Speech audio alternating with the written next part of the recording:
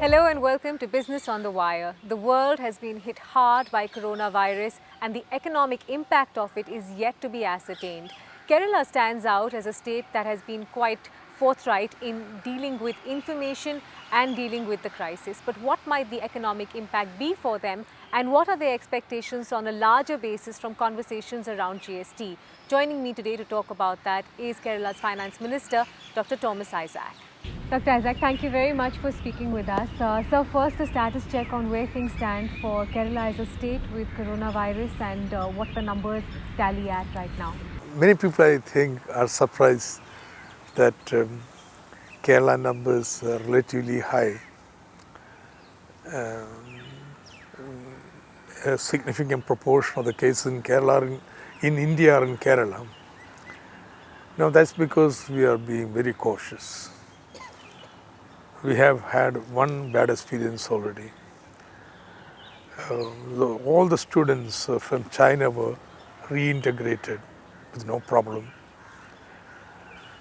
So everything was under wraps. But then one family from Italy behaved very irresponsibly. They decided themselves that they are not sick. Then they infected a number of people. So we are not just accepting people who come, who say they are sick. On the other hand, we trace the contacts of the sick persons, the route they have traveled, and then put under observation everybody they had contacted with. And that is done very meticulously. The route map is given to the press, it is announced on the TV. So people themselves come. And of course, a number of cases are very large who are under test and observation. That's the reason. So I must admit there has been a cluster in Pathanamthitta, but we are going to contain that. We don't allow it to become epidemic. Sure. Community. Most states have already gone into a partial shutdown of some kind, Dr. Isaac. I mean, schools, colleges, in some cases malls as well. At which point is Kerala in terms of the shutdown and, what do you think the next level might be in terms of reaction? Dilemma. We have shut down our schools, entertainment sector and so on. And we have appealed to everybody to have large crowds anywhere. So the religious institutions are very favorably responded to it. Many games have been given up. But we have not asked offices to be closed down, shops to be closed down, or factories to be closed down. So it's a voluntary measure, right? Yeah. So because already this is going to have an economic impact. For example, trade has suffered enormously.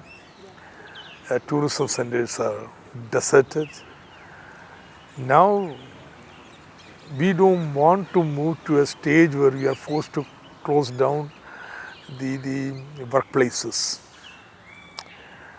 And it is for the reason we are taking so much caution with respect to the secondary spread. Yeah. So we hope we'll be able to avoid, not just hope, we feel very assured, we'll be able to avoid shutdown, total shutdown. I want to focus, of course, more deeply on the economic impact of this, Dr. Isaac. You have mentioned in some interviews already that you fear a large tax collection drop. Any early estimates at this point, sir, on what kind of drop you might see for the last couple of months in terms of tax collection first? Be sure there's a global recession. Already OECD had declared if Corona becomes pandemic, then the global growth rate can be as low as 1.6. So we are on to that. India was doing poorly even before the breakout of the virus. So we are going to be hard hit, much more harder than 2008. And state of Kerala is particularly vulnerable for many reasons. One, we are an export-oriented economy. Exports are going to suffer. Marine products, cashew and so on. And secondly, we are dependent upon remittances from Gulf. And Gulf, suppose, become contiguous as in Iran, then you have very serious problem for us, a region like Kerala.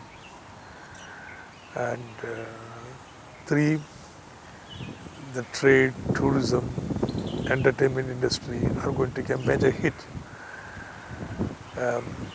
For a state government, commodity taxation is the main source of income, and therefore already it is being felt is negative growth in taxes. Negative growth in Negative taxes? growth, marginally negative. So it's very clear. Kerala's revenues are going to be affected, like all states. Yeah. But this is a time where government has to step up their expenditure, not in the abstract macroeconomic sense. For example, the surveillance system of tracking this many people is enormous cost. I think we may have to call back all our retired health workers to join back, preparing isolation wards and so on. And we have shut down Angawadis, but we are feeding the children in the house. And all these people under observation, if they request, we are providing them food, free food, so that they don't have to go out. So the government revenue goes down, but expenditure balloons. How do you meet it? There's only one way it can be done, that the states be allowed to borrow more. I'm not asking central government to give us more grant, and that will put their budget under pressure, but it's ridiculous. It makes no macroeconomic sense. Has that not already been considered, sir, allowing states to borrow more, and do you think that would be an adequate bridge? No, totally inadequate. Okay. Because they have reduced the central devolution because revenues have gone down. To that extent they have permitted. But that is inadequate, you see, totally inadequate. Kerala, unfortunately, this year they have cut our borrowing by about 10,000 crores, stating that the public accounts have risen by that amount in 2016-17. So even if that has happened, this is the most inappropriate time to clamp down the expenditure. So we are already forced to cut our expenditure very drastically. And on top of that comes this, for example, medicine. There is a shortage of medicine. More money has to be given to the Medical Service Corporation to purchase medicine. Now Chinese imports have come down. Our public sector factory, which produces a large proportion of the medicine used in Kerala, it doesn't get the raw material. Now you have to pay much higher price for the raw material. So central government action is totally inadequate. At this point, Dr. Isaac, for the Kerala government, what would your estimate be in terms of revenue and expenditure changes, even on a percentage basis? How much do you think the state government has already lost on revenues, and how much do you think expenditure has escalated by? Okay, I mean, we have a budget of 1.5 lakh crores. And the last quarter, what has happened is they have enforced a cut in the borrowing, saying we infringed the FABM in 2016-17. That's 10,000 crores.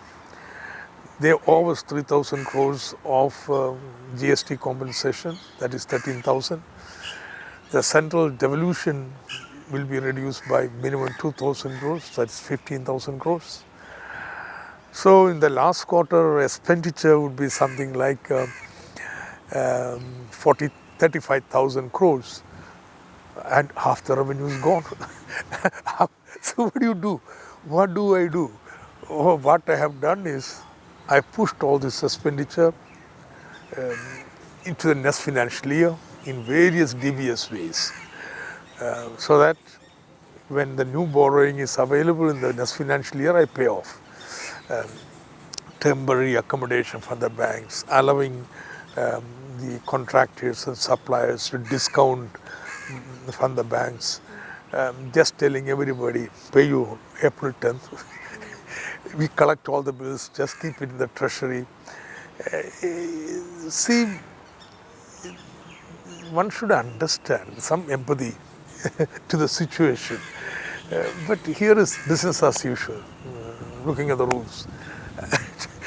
Which brings me to the GST Council meet, Dr. Isaac, and it seems that the centre is making it more clear that they don't have any funds to give out by way of compensation. I mean, where does that leave the state government? Now, this issue came up in the GST Council to 28th Council, and the late Finance Minister Arun Jaitley assured that's no problem.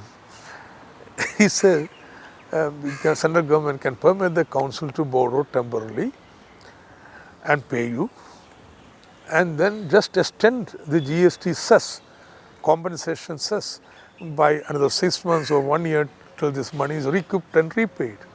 Such a simple operation, you see. Instead of that, you go back on your solemn promise made in the GST Council. You tell we can, first of all, you don't say anything, but you just don't give your compensation. Then a big principle is made, we can pay only if there is money in the cess fund. Suppose there is no fund, we won't pay you. See, state governments are very straitjacketed in their receipts. Central government can get money from the Reserve Bank anytime they want.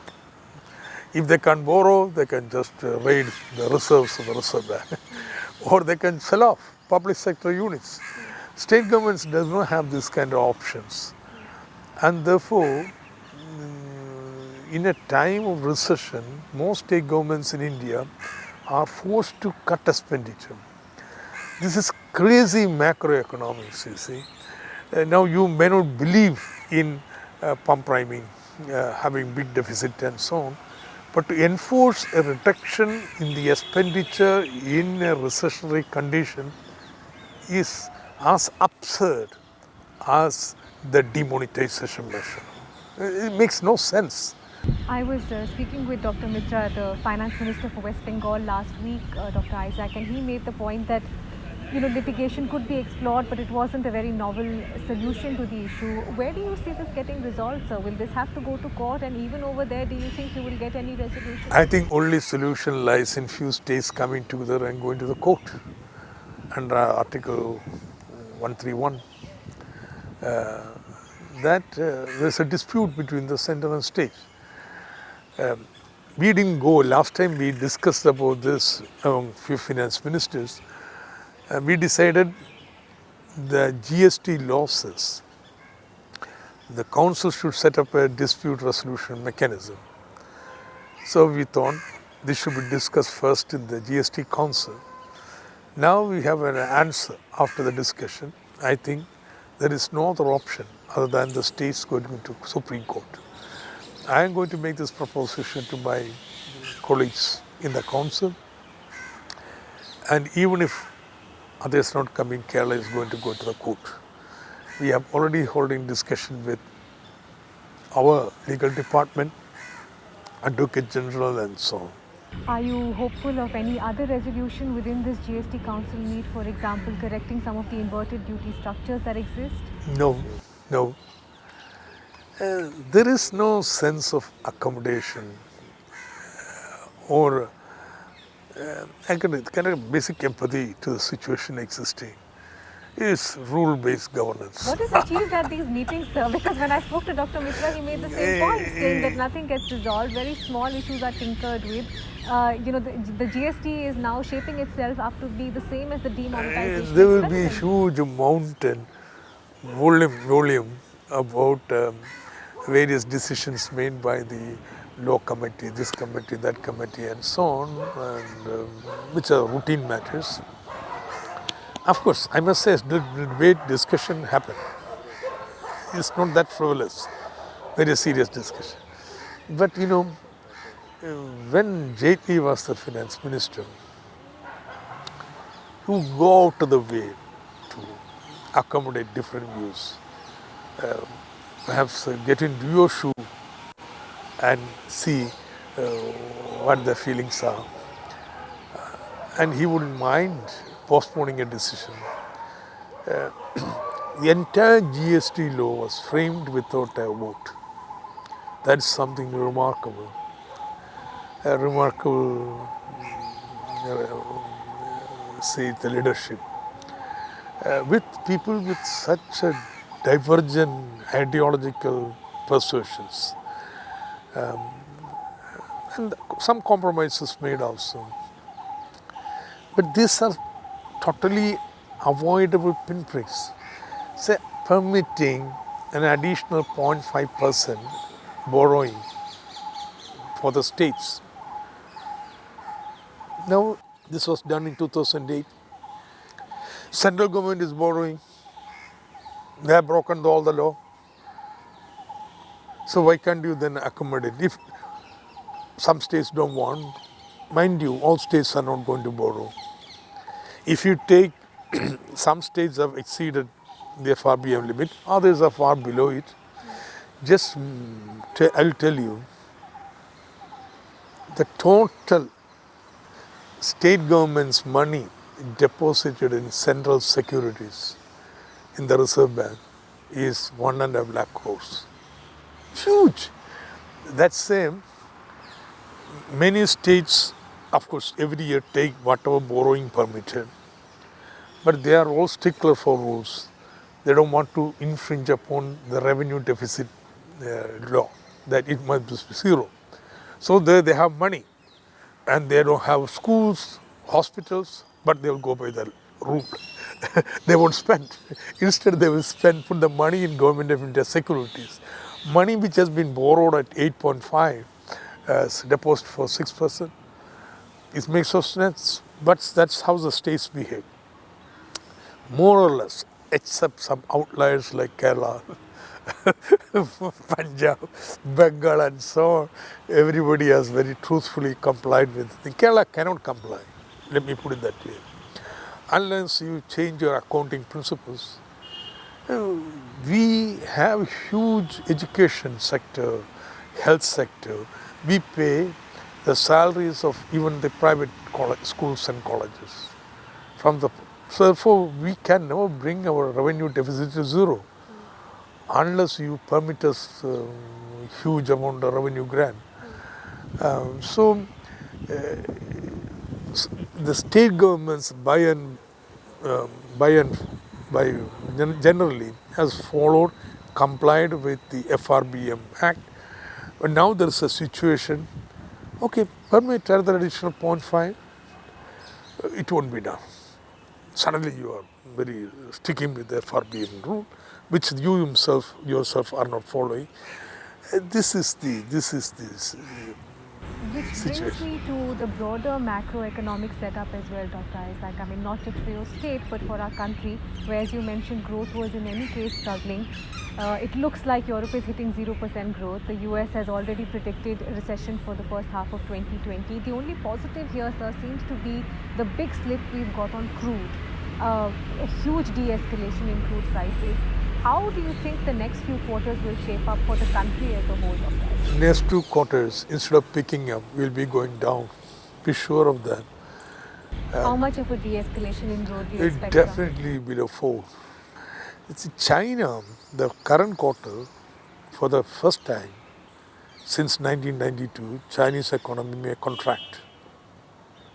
One doesn't know Chinese statistics, but going by the pollution level from the satellite and so on, you guys, there is serious problem. Sky growth.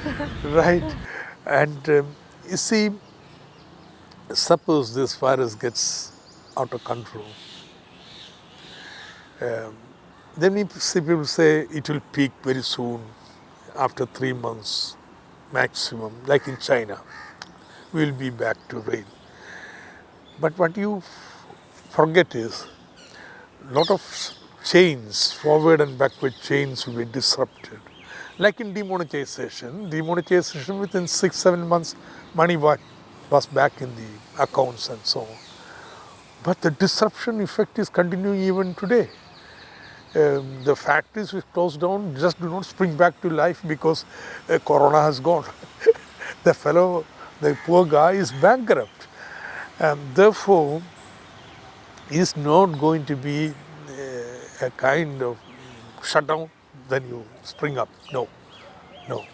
It's going to be long felt. Is any relief being considered at the individual level, Dr. Isaac? Because along with struggling growth, we've also had extremely high retail inflation. Yet counterintuitively, the government seems to be choosing to hike excise duty on fuels rather than passing on the relief to the end consumer. Central government's macroeconomic policies makes no sense to me. Everybody is agreed that is a demand crisis. Okay? And best option would be to put money in the hands of people through NREG. You cut NREG. On the other hand, you give such a benevolence, largest tax cut for the corporate, 1.4 lakh crores of rupees. They didn't ask for it. Who in India asked for it? Because you want to have a rally in the market when Prime Minister is... well, that's out of the window as well, Dr. Isaac. You do it. And now what has happened? What is the balance sheet from the corporate's cash surplus has gone up, but investment didn't go up.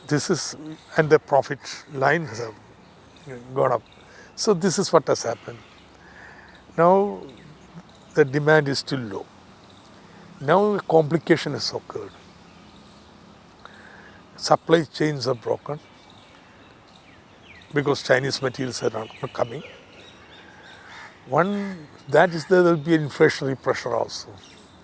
Not only from, say, vegetables and food material, but also now other intermediate goods are not coming in. The supply chain gets broken, there will be inflationary pressure.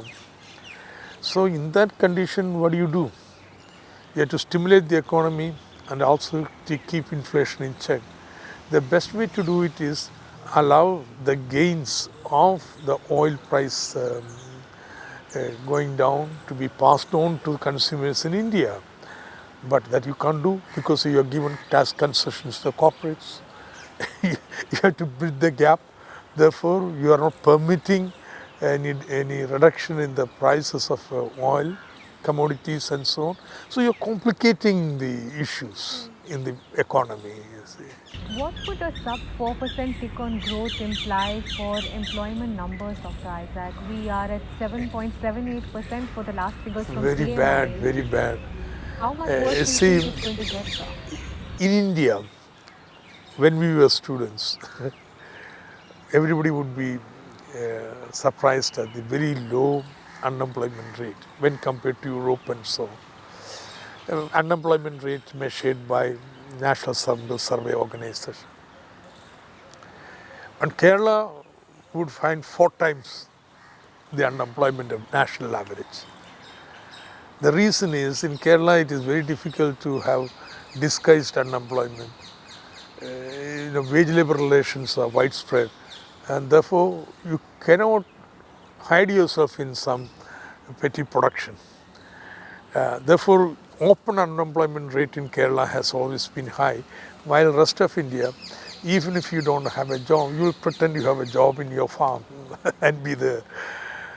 But that disguised unemployment is becoming more and more difficult as economy is getting formalized and unemployment rate is becoming visible. So now we have unemployment rate which is historically one of the highest. Now suppose the growth declines below 4, you will find unemployment shooting up. Definitely.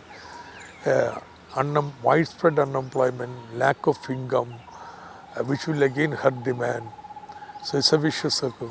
Let me end our conversation by asking you about another recent episode, Dr. Isaac, which is that two regional channels, Asia Net News and Media One, were forced to shut down their transmission because they were accused of not putting out factual reportage or not putting out balanced reportage about the Delhi riots. Yesterday there was talk of the Wall Street Journal editor being deported from India, which the MEA then refuted and said it wasn't being considered. How do you read these kind of slaps on freedom of press and on freedom of expression? It was very surprising when two channels were banned. Even more surprising was the mainstream media in Kerala did not protest about it. It shows how a kind of fear has set in the media, which I think is very dangerous for democracy. You have a situation where media is plainly bought up, and those who refuse to cow down are threatened in various ways.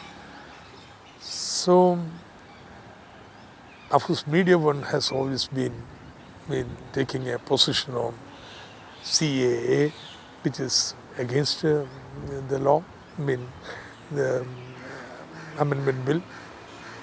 But Asianet has been very different. They have been, I would say, pro the central government in many ways. But the journalists here were truthful enough to report what they saw. There is still that autonomy for a journalist. So they perform their duty, and some people in the center want to teach a lesson. But it would also appear there is a section of the government which feel that should not have been done. That is also there. But a section which want to teach a lesson. An example. The same pattern holds for the latest Wall Street journalist. A tweet was there that he is going to be deported, banned from India. Then somebody tells, no, we are just considering it only, but it's being considered. Yeah? So, it's a threat, a warning that will go to any extent. So you have freedom to be silent. Hopefully you will keep the voice of criticism going to the opposition. Thank you, sir. Thank you very much for your time today.